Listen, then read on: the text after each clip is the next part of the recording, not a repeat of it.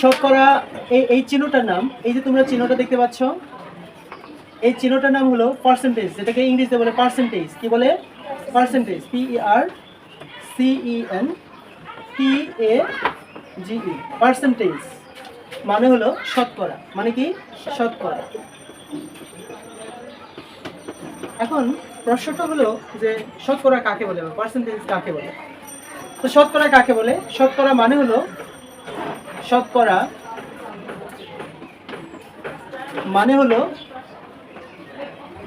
মানে হলো একটি ভগ্নাংশের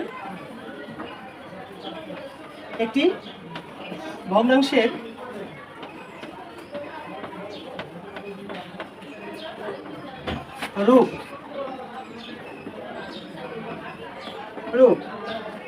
যার হর 100, যার হর কি 100। তার মানে এই চিহ্নটার মানেটা হলো, আপনাকে বুঝে নিতে হবে সেখানে একটা 100 কি আছে, 100। তার মানে শতকরা মানে কি? শতকরা মানে হলো একটি ভগ্নাংশের রূপ যার হর কত, 100। তাহলে আমরা সহজভাবে বলতে পারি শতকরা কাকে বলে?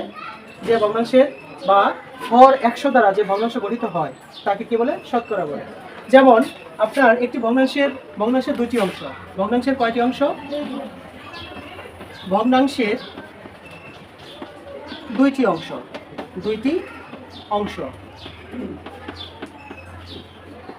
একটা হলো সমান কি লব, উপরেরটা হলো কি লব, নিচেটা হলো কি হর। যেখানে যে ভগ্নাংশের ক্ষেত্রে হর কনফার্ম 100, তার মানে বুঝে নিতে হবে সেখানেই কি শতকরা, সেখানে কি শতকরা। তার মানে এই যে 100 দেখতে পাচ্ছেন, এই হর 100 হবে সবসময় বরাবরই। কারণ আপনি যদি ধরেন এখানে 3% দেওয়া হলো, তার মানে বুঝে নিতে হবে উপরে লব 3, নিচে হর কত 100, নিচে হর কত 100।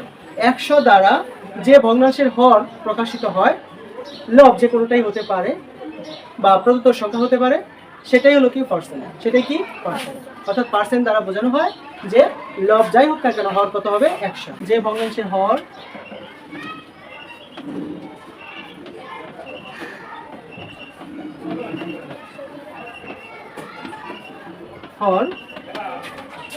100 দ্বারা প্রকাশ করা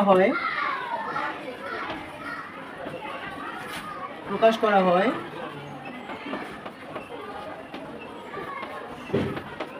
তাকে শতকরা বলে। তাকে কি বলে?